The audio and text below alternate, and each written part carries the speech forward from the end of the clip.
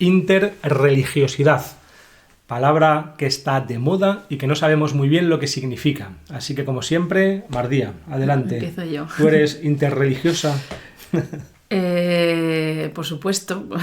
O sea, no sé si eso es bueno o malo, ya no te interrumpo más. Que me ha escrito una persona para echarme la bronca por interrumpirte, así que ya me quedo callado. ¿En serio? Sí, en serio. Habla tú. Bueno, yo veo que es una necesidad del momento histórico en el que estamos, ¿no? Estamos en un momento de globalización en el que es muy fácil, podemos ponernos en contacto inmediatamente con gente que vive a 12 horas en avión de distancia. Y entonces hay mucha inmigración, todo está mezclado, es una necesidad histórica, ¿no? Porque también siempre se dice como que tenemos que ser capaces de leer las necesidades del momento, y las necesidades del momento histórico concreto en el que vivimos ahora indica que tenemos que ser capaces de abrirnos a la realidad de culturas muy diferentes a la nuestra. ¿Cómo lo ves tú, ese tema? Vaya, me pillas descolocado. Pues mira, sí. Estamos llamados, como dices tú, a encontrarnos unos a otros. Y este para mí es el tema de nuestro tiempo, como tú bien dices.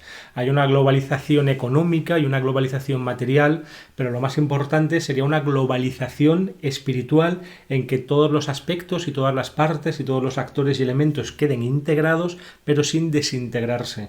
Para mí, las diferentes, claro, esto es una cosa que se dice, pero yo lo he investigado, la medida en que yo lo he investigado, las diferentes tradiciones están hablando con diferentes lenguajes, aspectos y metáforas de lo mismo, ¿no? Sería como preguntarse, ¿cuál es el idioma verdadero? ¿No? ¿El inglés, el español, el latín, el sánscrito, el árabe?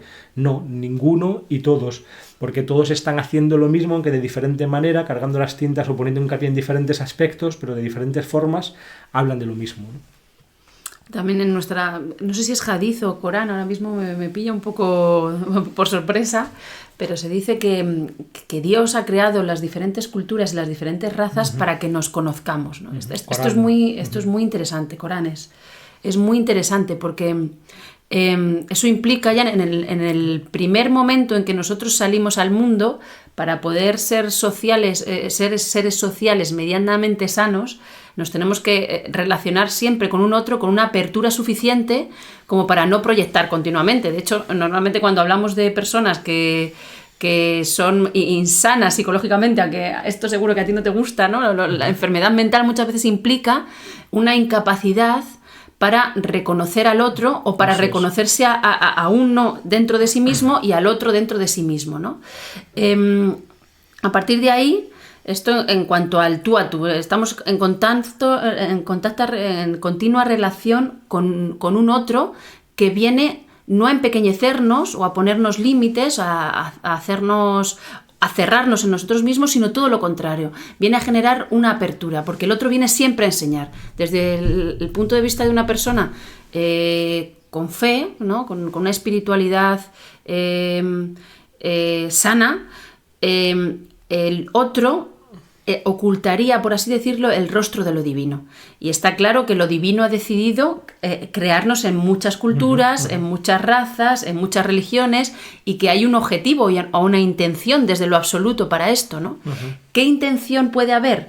Pues no puede ser otra que la de que al mirarnos en un espejo, porque los demás son siempre espejos de nosotros mismos, al mirarnos en espejos cada vez más distantes culturalmente, cada vez más difíciles de comprender desde nuestros propios límites, nuestra alma y nuestro corazón poco a poco se vaya haciendo más grande. Porque claro, el límite último de la persona espiritual sería irse acercando o irse sumergiendo cada vez más en ese océano de lo divino, que en último extremo es siempre insondable y será siempre más grande que nosotros mismos, no podemos limitarlo. Y en la medida en que existen religiones muy distintas, culturas muy distintas y personas muy distintas, ese océano dentro de nuestro corazón se puede ir haciendo cada vez un poquito más grande. Sí, es verdad. Y qué interesante que nombres esto, ya que como siempre hablamos un poquito del Islam. ¿Por qué? Porque es la tradición con la que ahora parece que hay como una problemática. De alguna manera es como si se hubiera quedado como atragantada para Occidente. No sabe muy bien qué hacer con ella y genera todo tipo de posturas encontradas y a veces como muy extremas o muy radicales. Y a veces por ambas partes, por supuesto. Entonces está muy bien recordar estas aleyas, a ver si luego las encuentro y las pongo por aquí ¿no? En el que el Corán dice que el ser humano está creado en pueblos diferentes para que se encuentren y se reconozcan unos a otros, y en los comentaristas tradicionales de estas aleyas, ¿no? Habla de que ahí hay una misericordia y una bendición, ¿no? Porque como tú dices, si Dios hubiera querido, habría un planeta donde solo habría budistas, otro donde solo habría cristianos, otro solo musulmanes, y no habría ningún problema, ¿no? Pero no es así la historia humana, y no es así como está diseñado y concebido el plan global, y eso es para algo, y ahí se encierra una sabiduría que tiene que ver seguramente con este encuentro. También en el grupo sufí al que nos sentimos más afines hay como un lema que se repite continuamente y que a mí me encanta, y una de las cosas que me enamora de este grupo, aunque esto nos va a costar un montón de haters, ¿no? Que es la de la haters, ¿no? No sé qué es eso, pero ya me lo explica luego. Ya luego te lo cuento. Que es la bendición está en el encuentro, ¿no? Y así lo hemos comprobado una y otra vez en nuestra vocación, que siempre es interreligiosa, y más hoy en día, que hay que moverse en los intersticios y en la frontera, y que es tan difícil identificarse con algo, ¿no? Y además así también nos estamos protegiendo, ¿no? Porque cuando uno se identifica, está poniendo como su alma, su corazón o su ego en un lugar o en un sitio, y entonces de repente saltan todo el mundo, ¿no? Especialmente en YouTube, ¿no? Como a atacarle así como, ¿no? Como perros rabiosos, ¿no? A lanzarle las flechas, pero en realidad el objetivo sería precisamente no estar identificado con ninguna forma, ¿no? Y de hecho el sufismo apunta hacia ahí, ¿no? Hay un montón de poemas de sufís clásicos diciendo, ¿no? Mi corazón está más allá de toda forma, o mi religión es la religión del amor, ¿no? Este es nuestro objetivo, lo que estamos intentando. Lo que dice el hadith, y también es interesante a la hora de integrar y de entender el Islam, es que las diferencias de opinión dentro de la comunidad de creyentes de la UMA son una misericordia, o que a mí me agradan. No creo que dice me agradan, ¿no? El profeta dice me agradan las diferencias de opinión dentro de mi comunidad, que esto es algo que tienen que aplicarse todos los musulmanes y toda la humanidad, ¿no? Viviríamos en otro mundo si nos agradaran las diferencias de opinión y no estuviéramos identificados de una manera muy estrecha y limitada con nuestro propio punto de vista, como una especie de fundamentalistas de nosotros mismos, y nos molestara que los demás piensen de otra manera, ¿no? Esto se ve ahora, por ejemplo, en el Facebook, en las redes sociales, que es un hervidero de egos a solas con el ordenador, ahí identificados consigo mismo, como lanzando a veces odio y pullas ahí unos a otros continuamente, cuando en realidad deberíamos estar abiertos, ¿no? a la opinión de los demás, porque ahí es donde nos enriquecemos y crecemos, como tú has explicado perfectamente. Y además eso implicaría que nos interesa más la verdad que tener razón. Eso es la clave. Ese sería el punto, ¿no? El diálogo interreligioso es necesario también por eso, ¿no? Porque tenemos que estar abiertos a que la verdad nos importe más que nuestra opinión. Y yo creo que ahora mismo hay una falta justo de eso en Occidente, o al menos en el mundo en el que vivimos, brutal. Es decir, ya casi nadie habla con otro con deseo de alcanzar la verdad. Casi no se da. De hecho, generalmente se dice, bueno, hay que respetar la opinión del otro y punto, ¿no? Es como si todas las ideas o todos los pensamientos estuvieran como en el mismo grado de acierto. Entonces tienes que respetar completamente al otro, pero hay muy poca apertura real a que el otro pueda enseñarte algo. Y es justo lo contrario, porque todas las personas que la vida pone en nuestro camino vienen a enseñarnos algo de una forma u otra. Yo recuerdo que Santa Teresa, cuando escribe, me parece que en las relaciones, creo recordar que es en las relaciones, intenta llegar a la conclusión de por qué lo que le está enviando Dios en sus oraciones es cierto. Y entonces ella lo que hace es ver quién era antes y quién es después. Y dice, hay ciertas cosas que me llevan a pensar que las visiones no me las trae el demonio, sino que me las trae Dios. Una de ellas es que antes, cuando yo oía habladurías sobre mí, que claro, hablaban muy mal de ella, claro, una mujer en ese momento histórico, cuando antes ella oía habladurías sobre sí, le dolían, sobre todo si eran calumnias, si eran mentiras, porque claro, que estén diciendo mentiras por ahí de ti son siempre dolorosas, y que ha llegado ahora a un punto de fe que cuando oye algo de ella, aunque sea falso, se lo toma como verdadero, ¿no? Porque ha llegado a conectar con lo divino de tal manera que es capaz de ver que cualquier cosa que dicen que sucede a su alrededor, de un modo u otro la envía a lo divino, ¿no? Eso es una cosa muy interesante, porque ella, claro, ha adquirido una apertura y una humildad lo suficientemente fuerte como para traducir todo lo que sucede como voluntad de Dios. Eso, para llegar ahí... En la tradición sufí hay una historia muy parecida, o incluso que va un poquito más allá, ¿no? Que es como un maestro sufí que escucha que alguien está diciendo también, como atacándole de alguna manera, insultándole, ridiculizándole. Entonces el maestro va a ver a esa persona, ¿no? Y el otro espera pues que haya como un tipo de conflicto o de enfrentamiento, y el maestro lo que le dice, no, vengo a decirte que no solo llevas razón, sino que soy mucho peor de lo que tú crees, ¿no? Y entonces empieza a decirle características de sí mismo aún peores que las que decía el otro, ¿no? Y esto hace que el otro le acepte como maestro, precisamente, ¿no? Ahí la hace como un espejo perfecto. El problema es, como tú decías, la identificación con aspectos parciales de nosotros mismos, de nuestra opinión o de nuestro ego, como si fuera absoluta. Entonces nos convertimos en verdaderos fundamentalistas y por decir esta palabra, que seguro que mola, en terroristas, ¿no? Porque al final vivimos en un mundo de buenos y de malos. ¿Quién es bueno? El que apuntala mi versión egoica de las cosas, el que da a mi gusta en mis posts de Facebook, aunque sean posts de Facebook metafóricos. ¿Y quién es malo? El que lo pone en duda o el que pone en cuestión mi mundo, porque es algo que yo no puedo aguantar, ya que estoy sostenido por un ego muy frágil, ¿no? Y como por digamos, una estructura que enseguida se puede venir abajo. Y en un camino espiritual, al menos, esto sería lo ideal, ¿no? Que esa estructura se viniera abajo para construir una ya basada directamente, o una ya flexible, o que no se pueda como echar abajo o algo así, ¿no? Por eso es esencial el diálogo. Por eso es esencial. El diálogo interreligioso en el mundo en el que vivimos. Y como el sufí siempre se dice que es el hijo del instante, en el fondo, el hijo del instante es aquel que es capaz de dar una respuesta vital al mundo tal y como el mundo está. Y el mundo lo está pidiendo, lo pide. El diálogo interreligioso es que está claro que lo pide. Y en la medida en que nos concebimos nuestra identidad como muralla y no como puente, hay algo que estamos haciendo mal. Sí, así es. Y ya para acabar, quiero hablar una vez más del Islam, cuando dice varias veces en el Corán que hay 124.000 profetas y todos ellos verdaderos, ¿no? Y probablemente sea una cifra simbólica que implica pues tropocientos mil, ¿no? Como una cantidad casi inimaginable, 124.000 profetas. Y también que no hay comunidad que haya quedado sin su profeta. Profeta, en el sentido de la tradición islámica, pues tiene que ver con alguien que es capaz de conectar como los cielos con la tierra, o de bajar un mensaje de los cielos, ¿no?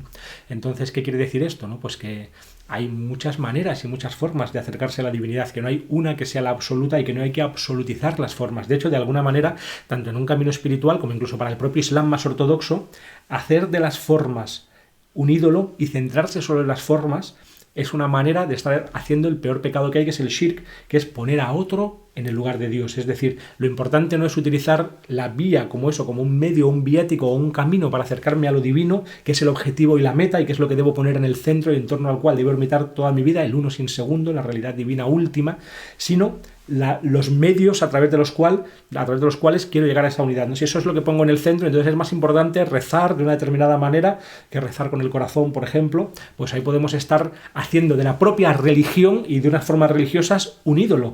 Y eso es como una de las peores cosas que se puede hacer, porque te acabas convirtiendo en una especie de veneno, de nuevo fundamentalista, rígido y estrecho. Ojalá no nos pase. Ojalá no nos pase esto. Ojalá, sí. Ni a nosotros ni a vosotros. Lo cual no quiere decir que las formas a veces no sean importantes y no sean un viático, pero siempre entendido como tal, como viático, ¿no? Como forma de llegar. Y además habría que hacer, yo creo, perdona que te interrumpa. Dime.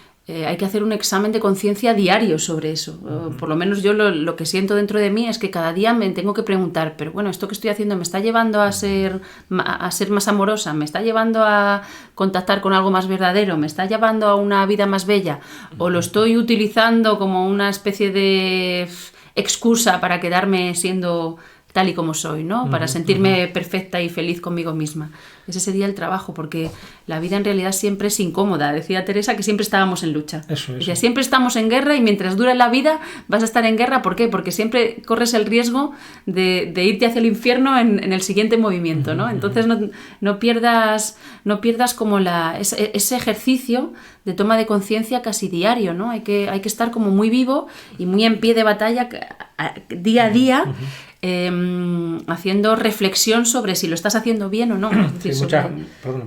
Ya está. Mucha gente tiene esta fantasía, ¿no? De que llega un momento en la vida en el que de repente como ya está todo colocado en su sitio y todo más o menos en orden, entonces ahora ya a partir de ahora viviré más o menos en paz, ¿no? Pero eso en esta tierra y en este mundo nunca pasa, y no es deseable ni siquiera que pase, ¿no? Tenemos que estar más bien como en esa tensión creativa y más bien entonados, porque cuando la guerra no está por aquí, ¿no? Como hay unos videojuegos se llaman de estrategia en tiempo real, ¿no? Que tienes que poner unas granjas granjas para que den dinero, luego tienes que poner el cuartel para que haya para hacer un ejército, ¿no? Luego tienes que ir preocupándote de diferentes cosas. Entonces, cuando arreglas algo por aquí, lo de por aquí se va desarreglando solo. Entonces, cuando te fijas en esto, lo de aquí, ¿no? Entonces tienes la sensación de estar con una manta corta que cuando te tapa la cabeza no te tapa los pies, ¿no?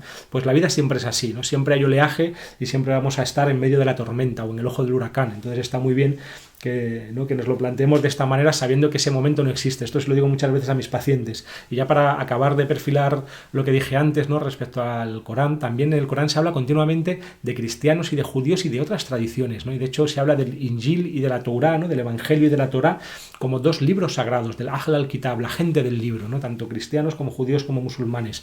Y entonces cualquiera que sea musulmán y que no esté aceptando o que no esté abierto al diálogo con un cristiano o con un judío, y en realidad con todas las tradiciones, 124.000, no hay pueblo que quede sin tradición y el encuentro, de alguna manera está traicionando, desde mi humilde opinión, el mensaje original del Islam, que es el que habría que recuperar, ¿no? Porque también ocurre muchas veces que la religión en su forma original, el cristianismo de Cristo original, el Islam del profeta o el budismo de Buda, es muy diferente a cómo luego a lo largo de la historia se va institucionalizando, ¿no? Sobre todo cuando tocan el poder, que parece que muchas veces ocurre un fenómeno de dialéctica histórica y se transmuta en su contrario, se da la vuelta como un calcetín.